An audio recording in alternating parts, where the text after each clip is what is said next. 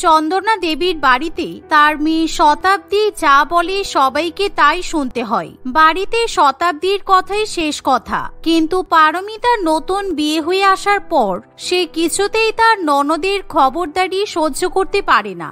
নতুন বউয়ের চলাফেরা থেকে শুরু করে তার খাওয়া দাওয়া সবকিছুতেই শতাব্দী বিভিন্ন রকম নিয়ম কানুন জারি করে। বিয়ের পর পারমিতা শ্বশুরবাড়িতে এসে যখন প্রথম দিন রান্নাবান্না করতে যায় তখন, বৌদি তুমি আজকে কি রান্না করছো? কেন, তোমার মা যে বলল গরম গরম ভাত, তার সাথে কাতলা মাছের কালিয়া আর ভেটকি মাছের পাতুরি রান্না করতে, আমি সেগুলোই রান্না করছি। তুমি যখন জানো না তাহলে আমি তোমাকে বলে দিই, শুনে রাখো, আমি কিন্তু একদম মাছ খেতে পছন্দ করি না, তাই মা কি বলেছে আমি জানি না। আমি তোমাকে যে রান্নাগুলো করতে বলছি তুমি সেগুলো রান্না করবে। মটন কষা, পোলাও, চিংড়ি মাছের মালাইকারি, দ্যাটস ইট। কারণ আমি আমার কটা বান্ধবীকে ডেকেছি, ওরা একটু পরেই চলে আসবে। কিন্তু মা যে অন্যরকম রান্না করতে বলেছে, তুমি আবার অন্যরকম কথা বলছো। এতে মা যদি রেগে যায় তখন কি করব? মায়ের রেগে যাওয়ার কোনো অধিকার নেই, কারণ এই বাড়িতে আমি যা বলি তাই হয়। আমি না বললে এই বাড়ির গাছের ডালের একটা পাতা পর্যন্ত নড়ে না। তাই আমি যা বলছি তুমি তাই করো। মাকে যা বোঝানোর আমি বুঝিয়ে দেব। তুমি এত কিছু ভাবতে যেও না, কারণ এই বাড়িতে মাথা খাটিয়ে ভাবার দায়িত্ব আমার।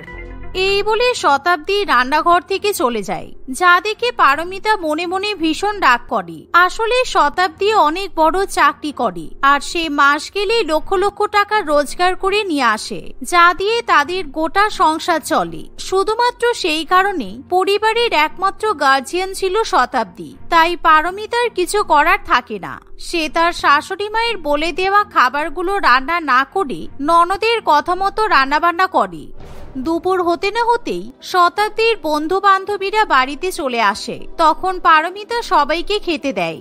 বৌমা, আমি যে তোমাকে রান্নাগুলো করতে বললাম তার মধ্যে তো একটাও রান্না দেখছি না। তুমি কোন সাহসে বৌদিকে রান্না বান্না করতে বলেছ? আমাকে না জিজ্ঞাসা করে তুমি বৌদিকে রান্না করতে বলবে কেন? আমি বৌদিকে যা যা রান্না করতে বলেছি বৌদি তাই তাই রান্না করেছে। মেয়ে এরকম কথা বললে চন্দনা দেবীর ভীষণই খারাপ লাগে, তবুও সে কিছু বলতে পারে না। এভাবে দেখতে দেখতে আরো কিছুদিন কাটে, কিন্তু প্রত্যেকদিন শতাব্দী যেন তার বৌদির উপর আরো বেশি করে গার্জিয়ানগিরি ফলাতে থাকে। একদিন পারমিতা তার স্বামীর সঙ্গে শপিং করতে যায়। সে অনেক সুন্দর সুন্দর নতুন নতুন শাড়ি কিনে নিয়ে আসে। সে যখন সেই শাড়িগুলো তার শাশুড়ি মেয়ে এবং ননদকে দেখায় তখন, এই শাড়িগুলো সুন্দর হয়েছে বলো, আমার নতুন নতুন শাড়ি কিনতে খুব ভালো লাগে, তাই তোমার দাদা আমাকে এই শাড়িগুলো কিনে দিয়েছে। এই তো বিয়ের সময় কত ভালো ভালো শাড়ি পেয়েছো, আবার নতুন নতুন শাড়ি কিনে টাকা নষ্ট করলে যে? এই শাড়িগুলো সব আমাকে দিয়ে দাও, আমি যখন ভালো বুঝবো তখন তোমাকে একটা একটা করে শাড়ি পরতে দেব। সে কি, আমার এই শাড়িগুলো আমি তোমাকে দিয়ে দেব? আমার আলমারিতে অনেক ফাঁকা জায়গা আছে, তাই আমি আমার শাড়ি নিজের ঘরেই রেখে দেব। দাদা দেখ, তোর বউ আবার আমার মুখের উপর কথা বলছে, কত বড় সাহস! সেই কবে থেকে বলেছি বিয়ের গহনাগুলো আমার কাছে দিয়ে যেতে, কিন্তু এখনো দেয়নি, আর এখন শাড়ি নিয়ে এসব কথা বলছে। ঠিক আছে বোন, তুই রাগ করিস না। পারমিতা, তুমি তোমার সমস্ত সোনা গহনা তোমার ননদের কাছে রেখে দাও, ও খুব যত্ন করে রাখবে। আর এমনিও তো তোমার ভুলো মন, তাই তুমি ভুলে যেতে পারো। যদি কোনো কিছু চুরি হয়ে যায় তখন কিন্তু বিপদ হয়ে যাবে। প্রকাশ যখন তার বোনের হয়ে কথা বলে তখন পারমিতার খুব খারাপ লাগে, তাই তখনই পারমিতা তার দামি দামি শাড়ি এবং গহনা ননদকে দিয়ে দেয়। অন্যদিকে শতাব্দী সমস্ত শাড়ি এবং গহনাগুলো নিজের আলমারিতে তুলে রাখে। এভাবে সময় অতিবাহিত হতে থাকে, কিন্তু এখন শতাব্দী মাঝে মধ্যেই তার বৌদির সোনা গহনা এবং শাড়ি পরে অফিসে যেতে থাকে। কি ব্যাপার শতাব্দী, তুমি যে বললে তুমি আমার গহনা আর শাড়িগুলো সামলিয়ে রেখে দেবে, কিন্তু তুমি তো এখন ওগুলো পরা শুরু করেছো, আর আমি এখনো আমার গহনা শাড়ি কিছুই হাতে পেলাম না। এই বাড়িতে আমার তোমার বলে কিছু নেই বৌদি, তাই আমার যখন যা ইচ্ছা হয় আমি সবকিছুই পড়তে পারি। তুমি আমাকে এই ব্যাপারে কিছু বলতে আসবে না, কারণ তোমার বর যখন প্রত্যেক মাসে হাত পেতে আমার কাছ থেকে টাকা নেয় তখন লজ্জা লাগে না? সেই সময় যখন টাকা নিতে পারি তাহলে আমার যখন যা ইচ্ছা আমি তাই করতে পারি। এই কথাগুলো বলে শতাব্দী টং টং করে অফিসের দিকে চলে যায়। পারমিতা এসব সহ্য করতে না পারলেও তার কিছু করার থাকে না। দিনে দিনে শতাব্দী যেন হিটলার হয়ে ওঠে। একদিন পারমিতা তার বাবা এবং মাকে শ্বশুর বাড়িতে নিমন্ত্রণ জানায়। সন্ধ্যাবেলা পারমিতার বাবা মা বাড়িতে চলে এলে তারা সবাই মিলে একসঙ্গে বসে গল্প করে। আমার পারমিশন নিয়ে নিমন্ত্রণ করা উচিত ছিল, কারণ মাসের রেশন কোথায় খরচা হচ্ছে সেটা জানা তো দরকার। তাই আমি ভাবি এই বাড়িতে তুমি বিয়ে হয়ে আসার পর মাসের রেশন এত তাড়াতাড়ি শেষ হয়ে যাচ্ছে কেন? কারণ তুমি সবসময় তোমার বাবা মাকে এরকম নিমন্ত্রণ করে খাওয়াও, তাই তো? এই বলে শতাব্দী নিজের ঘরে চলে যায়। অন্যদিকে পারমিতার বাবা মায়ের ব্যাপারটা খুবই খারাপ লাগে, তাই তারা কিছুতেই মেয়ের শ্বশুর বাড়িতে বেশিক্ষণ বসতে চায় না। কিছুক্ষণের মধ্যেই তারা সেখান থেকে চলে যায়। এভাবেই শতাব্দীর দিনের পর দিন সবার সঙ্গে ভীষণই খারাপ ব্যবহার করতে থাকে। একদিন, শতাব্দী, কালকে তো আমাদের বিয়ে বাড়িতে নিমন্ত্রণ আছে, তাই আজকে আমি আর তোর বৌদি একটু শপিং করতে যাব। তুই যদি আমাদের 5,000 টাকা দিস তাহলে খুব ভালো হতো। বিয়ে বাড়িতে দেওয়ার মতো গিফট কিনে নিয়ে চলে আসবো। তোমাদের কোনো গিফট দিতে হবে না, যা দেব আমি দেব, তাই গিফট দেওয়া নিয়ে তোমরা একদম ভেবো না। এসব চিন্তা আমার উপর ছেড়ে দাও। এই বলে শতাব্দী অফিসে চলে যায়। পরের দিন সবাই মিলে যখন বিয়ে বাড়িতে যাওয়ার জন্য তৈরি হয়, তখন শতাব্দীও সুন্দর করে সেজেগুজে রেডি হয়ে নেয়। তারা সবাই মিলে বিয়ে বাড়িতে গিয়ে পৌঁছায়। এমন সময় শতাব্দী নতুন বউকে একটা সোনার হার উপহার দেয়, কিন্তু সেই সোনার হার দেখে পারমিতা একেবারে অবাক হয়ে যায়, কারণ সেটা পারমিতার বিয়ের হার ছিল, যা দেখে পারমিতা বিয়ে বাড়িতে মুখ গোমড়া করে দাঁড়িয়ে থাকে। কারণ সে যদি এখন তার ননদকে কিছু বলতে যায় তাহলে শতাব্দী সবার সামনে তার সাথে খুব খারাপ ব্যবহার করবে। কিন্তু কয়েক ঘন্টা পর তারা যখন বাড়িতে ফিরে আসে তখন, তুমি আমাকে না বলে আমার বিয়ের হার উপহার দিয়ে দিলে? ওটা আমার বাবা মা আমাকে শখ করে বানিয়ে দিয়েছিল। এখন শ্বশুর বাড়িতে আসার পর তোমার শখ বলে আর কিছুই নেই, কারণ তুমি নিজস্বতা হারিয়ে ফেলেছ। আমি যা করছি তার উপর তুমি একদম কথা বলার কোনো চেষ্টা করবে না। আমি এই বাড়িতে সব সময় ঠিক করে এসেছি যে কখন কাকে কি উপহার দেওয়া হবে। সেই কারণে আমি তোমার হার উপহার হিসেবে দিয়ে এসেছি, কারণ ওই সোনার হার পরে তোমার আর কোনো কাজ নেই। পারমিতা কিছুতেই এসব বড় বড় কথা সহ্য করতে পারে না, তাই সে নিজের ঘরে গিয়ে খুবই কান্নাকাটি করে, কিন্তু তাতেও শতাব্দীর কিছু যায় আসে না। একদিন শতাব্দী মনে মনে খুবই খুশি থাকে, কারণ শতাব্দী যেই ছেলেকে পছন্দ করে সেই ছেলে তার বাবা মাকে নিয়ে তাদের বাড়িতে কথা বলতে আসবে। বৌদি, সকাল থেকে ভালো মন্দ রান্না করা শুরু করে দাও, আর হ্যাঁ, ঘর বাড়ি ঝেড়ে পরিষ্কার করো, জানালার পর্দাগুলো সব চেঞ্জ করে দাও, কারণ সন্ধ্যাবেলা বিক্রম ওর বাবা মাকে নিয়ে আমাদের বাড়িতে আসবে, তাই আমি চাই যেন সবকিছু টিপটপ থাকে। শতাব্দীর কথা শুনে পারমিতাও মনে মনে খুবই খুশি হয়, কারণ ননদের যদি একবার বিয়ে হয়ে যায় তাহলে সে তাদের বাড়িতে গার্জিয়ান হয়ে থাকতে পারবে না। পারমিতাকেও আর কোনো কষ্ট সহ্য করতে হবে না। এই ভেবে পারমিতা খুব সুন্দর করে রান্নাবান্না করে। এভাবেই দেখতে দেখতে সন্ধ্যা হয়ে আসে। শতাব্দী খুব সুন্দরভাবে তৈরি হয়ে বিক্রম এবং তার পরিবারের জন্য অপেক্ষা করতে থাকে, কিন্তু অনেকক্ষণ পেরিয়ে গেলেও বিক্রম তার বাবা মাকে নিয়ে সেখানে আসে না, যার ফলে পারমিতা খুবই দুশ্চিন্তায় পড়ে। পারমিতা যখন বিক্রমকে ফোন করে তখন, শতাব্দী, আই এম ভেরি সরি, আমি তোমাকে এখন বিয়ে করতে পারবো না, কারণ আমি তোমাকে যেভাবে চিনে এসেছিলাম তুমি একেবারে অন্য ধরনের। অন্য ধরনের মানে? কেমন ধরনের? আমাকে একজন মহিলা ফোন করেছিলেন আর তোমার নামে যা তা কথা বললেন। তুমি নাকি তোমার বাড়ির লোকজনদের ভীষণ পরিমাণে অতিষ্ঠ করে রাখো, তার উপর সবসময় গার্জেনগিরি করো। তাই তুমি যদি আমাদের বাড়িতে বিয়ে হয়ে আসো আর তারপর তুমি যদি আমাদের বাড়ির লোকদের সাথে ওই রকম ব্যবহার করো, তখন আমি কি করবো বলো তো? আর তুমি যদি তোমার বাড়ির লোকদের সাথে এত খারাপ ব্যবহার করো, সেই একটা ভিডিও ক্লিপে কিন্তু আমার কাছে আছে। না, তুমি আমাকে ভুল ভাবছো, প্লিজ এরকম করো না বিক্রম। বিক্রম কোনো কথা শুনতে চায় না, সে শতাব্দীর মুখের উপর ফোন কেটে দেয়। এমন সময় শতাব্দী তার বৌদির উপর সন্দেহ করতে শুরু করে। বৌদি, তোমার এত বড় সাহস যে আমি এই বাড়ির উপর নিয়ম কানুন জারি করেছি বলে তুমি সেগুলো বিক্রমের পরিবারকে জানিয়ে দিয়েছো। এখন তোমার জন্য আমার বিয়েটা ভেঙে গেল, তোমাকে আমি ঘাড় ধাক্কা দিয়ে এই বাড়ি থেকে বার করে দেব। তুমি একদম ভুল ভাবছো, আমি এসব কিছুই করিনি। আমি কেন তোমার বিয়ে ভাঙতে যাব? আর তুমি আমার একমাত্র ননদ, তোমার বিয়ে হলে আমার থেকে বেশি আনন্দিত আর কেউ হবে না। শতাব্দী কিছুতেই তার বৌদির কথা বিশ্বাস করতে চায় না, তাই সে নিজের বৌদিকে ঘাট ধাক্কা দিয়ে সেই বাড়ি থেকে বার করে দেয়। অন্যদিকে শতাব্দীর মা এবং দাদা কিছু বলতেও পারে না, কিন্তু পারমিতা এবার ব্যাপারটা কিছুতেই মেনে নেয় না। সে পুলিশের কাছে গিয়ে সমস্ত কিছু জানিয়ে দেয়। পুলিশ যখন ব্যাপারটা নিয়ে ইনভেস্টিগেশন করতে শুরু করে তখন আসল সত্যি সবার সামনে বেরিয়ে আসে। শতাব্দী, তুমি আমাকে সন্দেহ করছিলে তাই না? এই দেখো তোমার সাথে এরকম কে করেছে দেখো, তোমার বেস্ট ফ্রেন্ড জুলিয়া। তুমি যখন জুলিয়াকে আমাদের বাড়িতে নিমন্ত্রণ করে খাইয়েছিলে তখন ওর সামনে তুমি আমার সঙ্গে অনেক খারাপ ব্যবহার করেছো। ও সমস্ত কিছু সেদিন ভিডিও রেকর্ডিং করে রেখেছিল, আর ওই কিন্তু সবকিছু বিক্রমকে পাঠিয়েছে।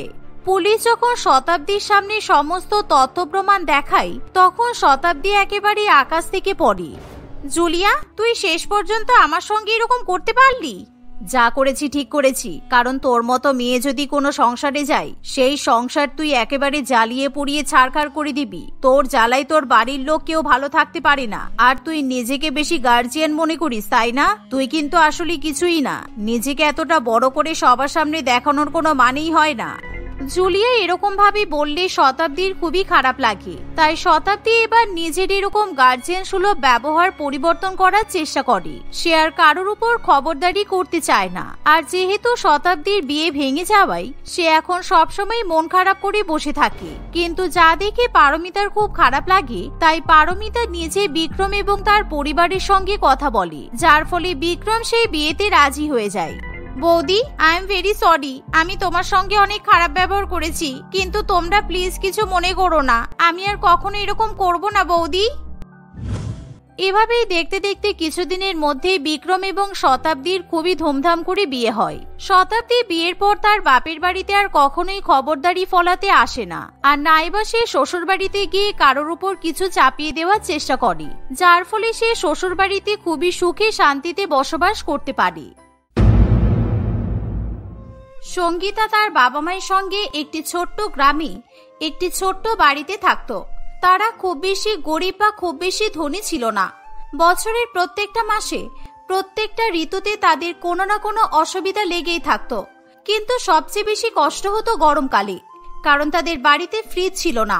রান্না করা খাবার তাড়াতাড়ি নষ্ট যেমন হয়ে যেত, তেমনি দুপুরবেলা বাড়ি ফিরে এসে এক গ্লাস ঠান্ডা জল খাওয়ার জন্য তাদের পাশের বাড়িতে ছুটে যেতে হতো। দিনের পর দিন গরম যেন বেড়েই চলেছে। যখন ছোট ছিলাম তখন গরমে কষ্ট হলেও এরকম হাঁপিয়ে উঠতাম না। এখন তো মনে হয় যেন পাখার হাওয়া থেকেও আগুনের তাপ বেরোচ্ছে। যদি আমাদের একটা এসি থাকতো তাহলে কত ভালো হতো বলো মা। গরম লাগলেই এসি চালিয়ে তুমি আর আমি বসে থাকতাম। আমার তো ভেবেই আরাম লাগছে। তোর স্বপ্নে একটু লাগাম দে, আর আমার হাতে হাতে একটু ঘরের কাজগুলো করে দে। গরমকালে তো তোকে রান্নাঘরের আশেপাশে দেখতে পাওয়া যায় না।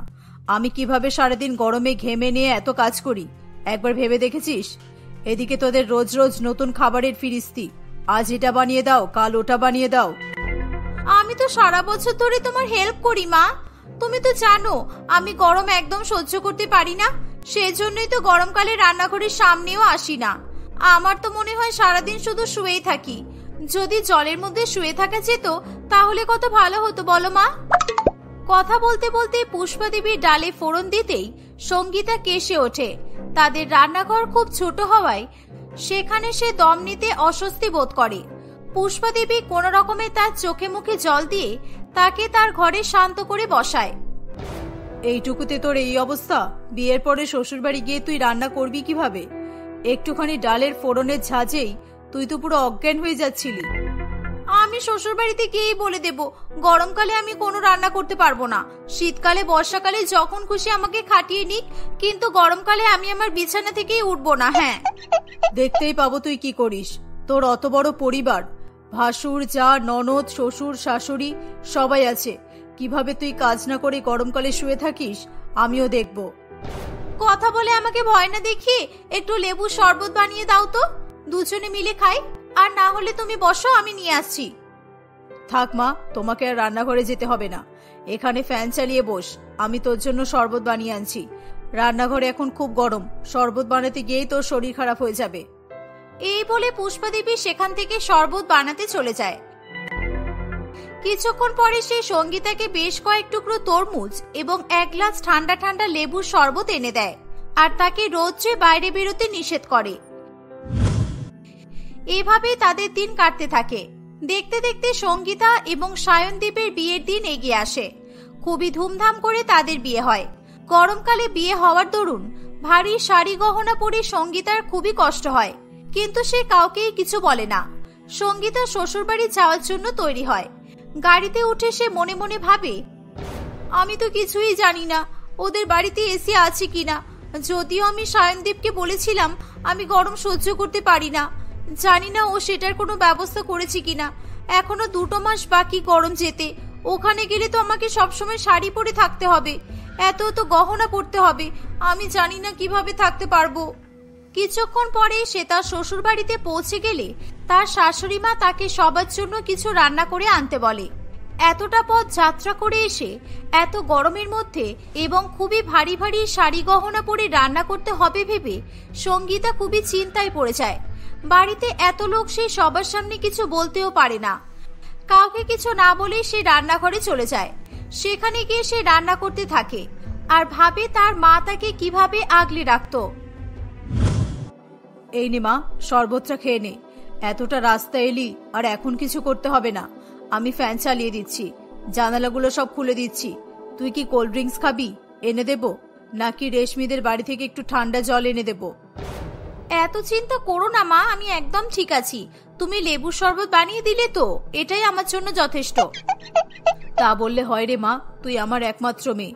1 ঘন্টা ধরে বাসে বসেছিলি, তারপর বাস স্ট্যান্ড থেকে এতটা রাস্তা হেঁটে হেঁটে এলি। এই গরমের মধ্যে এত ধকল সহ্য হয়? আমাদের তো কুলার বা এসি কিচ্ছু নেই, তাই এভাবেই আমাদের শরীর ঠান্ডা রাখতে হয়। রান্না করতে করতে তার অতীত জীবনের কথা ভেবে সঙ্গীতার চোখে জল চলে আসে। সে ভাবে কলেজ থেকে বাসে করে ফিরলে তার মা তাকে কখনো 1 গ্লাস জলও নিয়ে খেতে দিত না। আর এদিকে তার শ্বশুরবাড়ির লোকজন সে বাড়িতে আসা মাত্রই তাকে রান্নাঘরে পাঠিয়ে দেয়। সঙ্গীতা কাঁদতে কাঁদতে রান্না করতে থাকে। কিছুক্ষণ পর সে হালুয়া বানিয়ে সবাইকে পরিবেশন করে। খাবার খেতে খেতে তার শাশুড়ি মা বলে, শোনো বৌমা, আজকে তোমার প্রথম দিন, তাই বেশি কিছু বলছি না, কিন্তু আমাদের বাড়িতে এরকম সাদামাটা খাবার কেউ খায় না। আমি বুঝতে পারছি তোমাদের বাড়িতে হয়তো এভাবেই রান্না হয়, কিন্তু এভাবে আর রান্না করো না। আর কাল থেকে সকাল সকাল উঠে ঘরের সমস্ত কাজ করে রাখবে। তোমার যা গর্ভবতী, জানো তো, ও এখন কোনো কাজ করতে পারবে না, তাই তোমাকেই সব করতে হবে। ঠিক আছে মা, আপনি চিন্তা করবেন না, আমি সব কাজ সময় মতো করে দেব। এমনি তো আমার গরমকালে বেশি ঘুম হয় না, সূর্য উঠতে না উঠতেই আমার ঘুম ভেঙে যায়। বাহ, তাহলে তো বেশ ভালো কথা। আমাকে যেন কালকে আবার তোমাকে ডাকতে না হয়। ঘুম থেকে উঠে ঘর পরিষ্কার করে নিজে স্নান করে ব্রেকফাস্টটা রেডি করবে। আমার 2 ছেলেই কিন্তু টিফিন নিয়ে যায় আর ব্রেকফাস্ট করেও যায়, সেই মতো যেন রান্না তৈরি থাকে। সঙ্গীতা ঘরে গিয়ে দেখে তাদের ঘরে এসি লাগানো। এসিটা দেখতে পেয়ে দুঃখে আর আনন্দে 2 কারণেই তার চোখে জল চলে আসে। এবার আর তার গরমকালে অসুবিধা হবে না ভেবে তার খুবই আনন্দ হয়। কিন্তু এতগুলো গ্রীষ্মকাল তারা কিভাবে কাটিয়েছে সেটা ভেবেই তার মন খারাপ হয়ে যায়। মায়ের কথা ভেবে সঙ্গীতার কষ্ট হয়। সে তার মাকে ফোন করে, মা তুমি কেমন আছো? আমরা সাবধানে পৌঁছে গেছি। আর তুমি জানো মা, আমার ঘরে এসি আছে, আমার আর গরমে কোনো অসুবিধা হবে না। তোমাদের জন্য মন খুব খারাপ করছে, তাই ফোন করলাম। ওখানে খুব গরম বলো? হ্যাঁ, গরম তো বটেই, তবে আমাদের তো অভ্যাস আছে, তুই জানিসই। কিন্তু একটু আগেই কারেন্ট চলে গেছে। গরমে আমরা ঘরে বসে থাকতে পারছি না, বাইরেও কোনো হাওয়া নেই, তাই একটু কষ্ট হচ্ছে, ওই আর কি। এই শুনে সঙ্গীতার খুবই কষ্ট হয়। মায়ের সাথে কিছুক্ষণ কথা বলে সঙ্গীতা ফোন রেখে ঘুমিয়ে পড়ে। এত আরাম করে সে আগে কখনোই ঘুমায়নি। বাইরে যতই গরম থাকুক না কেন, তার ঘরের ভেতরে যেন শীতকাল এখনো আছে।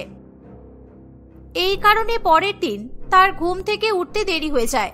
তার শাশুড়ি মা এসে দরজার কড়া নাড়িয়ে তার ঘুম ভাঙায়।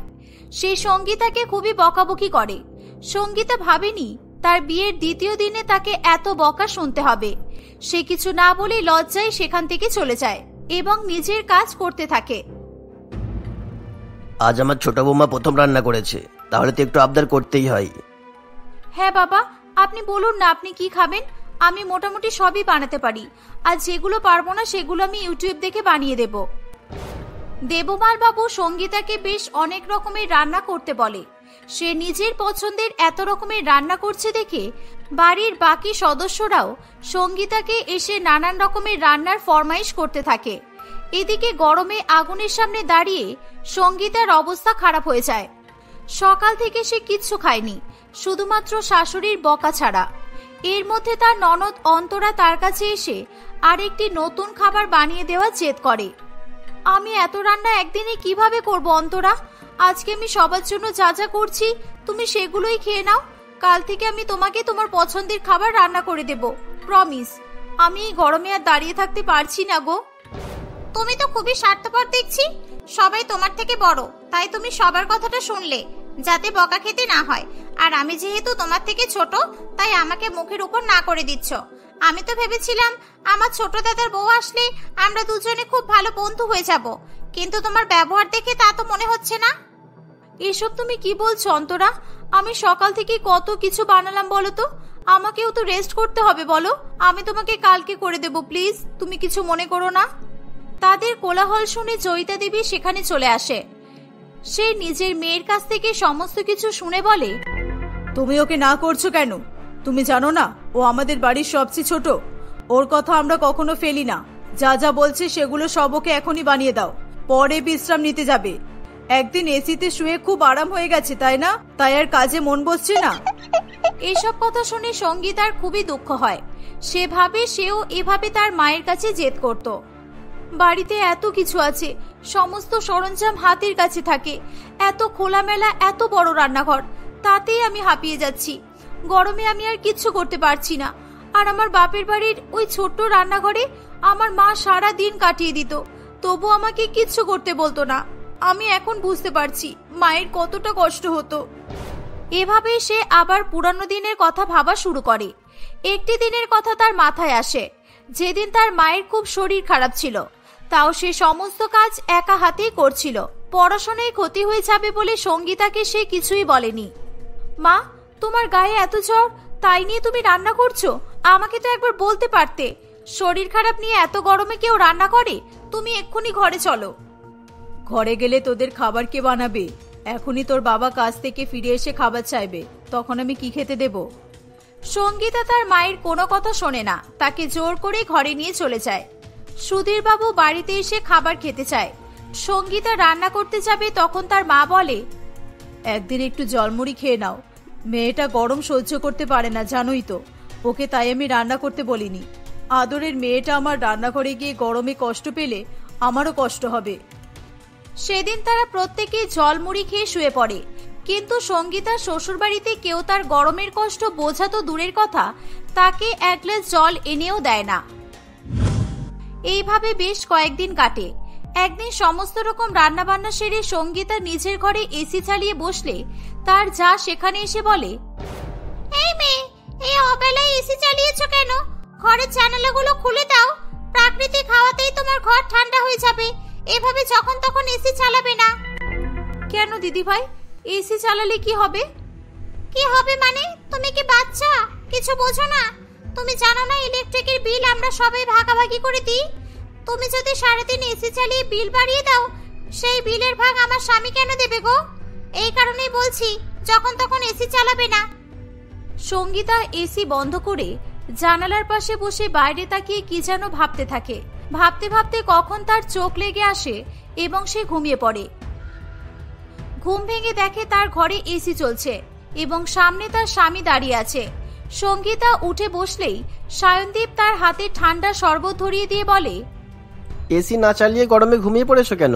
বিলের কথা তোমাকে চিন্তা করতে হবে না। তুমি সারাদিন যেভাবে খাটো তার জন্য তুমি সারাদিন এসি চালিয়ে রাখলেও আমি তোমাকে কিচ্ছু বলবো না। আমি ফ্রিজে আইসক্রিম কোল্ড ড্রিঙ্কস এনে রেখে দিয়েছি, যখন মন চাইবে তখন খেও। আর আমি মায়ের সাথেও কথা বলে নিয়েছি, কাল থেকে তোমাকে আর এসব শাড়ি গহনা পরতে হবে না। তুমি কুর্তি চুড়িদার যেটাতে কমফর্ট ফিল করবে সেটাই পরো। সায়নদীপের কথায় সঙ্গীতা খুবই খুশি হয়। সে বুঝতে পারে তার আর পুরনো জীবনের কথা ভেবে কষ্ট পেলে হবে না। তাকে সমস্ত ভালো খারাপ সমিতি নতুন জীবনকে গ্রহণ করতে হবে।